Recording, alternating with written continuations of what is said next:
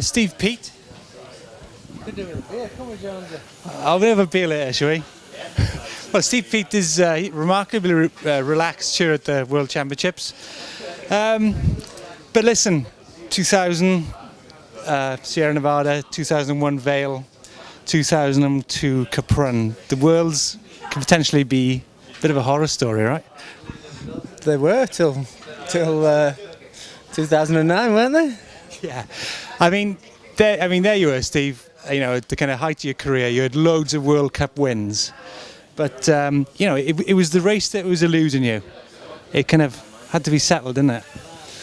It did, yeah. I kept trying for a long time. Every year I went to World Championships, I was trying my hardest,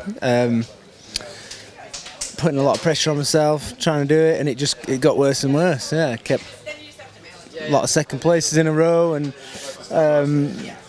crashes while up on split times and all kinds of stuff, and it just, yeah. And you had Nico, who was a whole bloody pile of trouble, wasn't he? Nico was a big pain in the ass, yeah.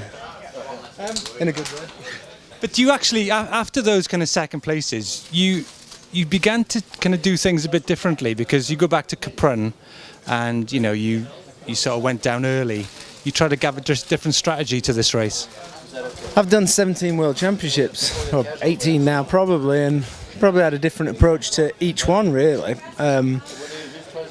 But until 2009, I went to every one thinking that I could win, trying my hardest to win, and it never came. I mean, the thing is, after you started doing things differently, then so did some of your competitors, like Burrell in Leger, 2004. I mean, I had a message from you earlier, and he said there was no risk of rain, but all he had to deal with was the pressure. So that's why he went 15 seconds kind of slower in his seeding run. Yeah, World Championships is always a different kettle of fish. People come out of the woodwork that you haven't seen for years. Riders bring people out, to extra filmers to film on track.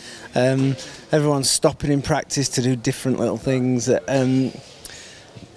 Really, they should all just carry on like they do at World Cups, but it's not. It's World Championships. Everybody tries a little bit harder. There's more pressure. And, you know, even though people are doing things differently, you can still have the whole thing whipped away from under your feet, like happened in bloody Leger. Yeah, Leger was a tough one. It's still a tough one for me now. I had a broken collarbone before that race, and I was only 6 weeks before, so I worked really hard to get back from that, and got to race in Leger and felt amazing. I'd had good results in Leger before, so I felt confident. You got to within like 200 metres of the line. Yeah, I was last man down. I qualified fastest. I was going for it on my run. I had no idea I was up on time, so I kept pinning it to the end, and yeah, went down in like a pile of shit. But it's not just happened to you. That's happened to other people as well. It's happened to Sam Hill here in Val di Sole. Yeah, World Champs. You lift your game. You try that a little bit harder. Things go wrong. You mentioned there a second ago about, you know, you qualified fastest. You went down. I mean, is there anything in that, looking back now into that whole kind of strategy of going earlier or playing it? No, in Leger I needed a bit of confidence. I'd had a broken collarbone. I'd just come back from an injury. I needed some confidence. I wanted to go well in qualifying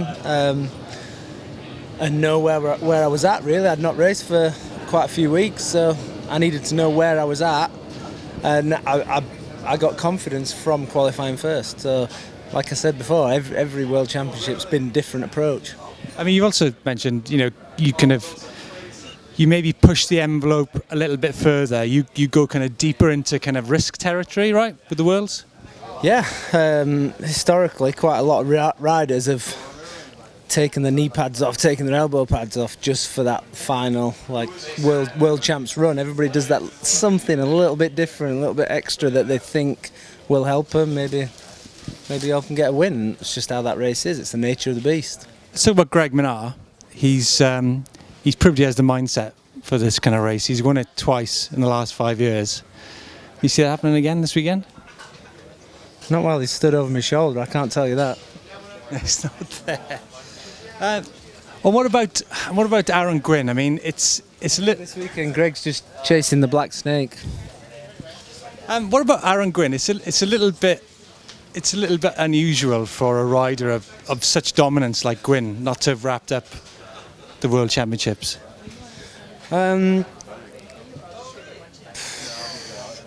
Tough one. Like I said, everybody lifts the game at World Championships, and he's had bad luck. You had 17 years of bad luck then.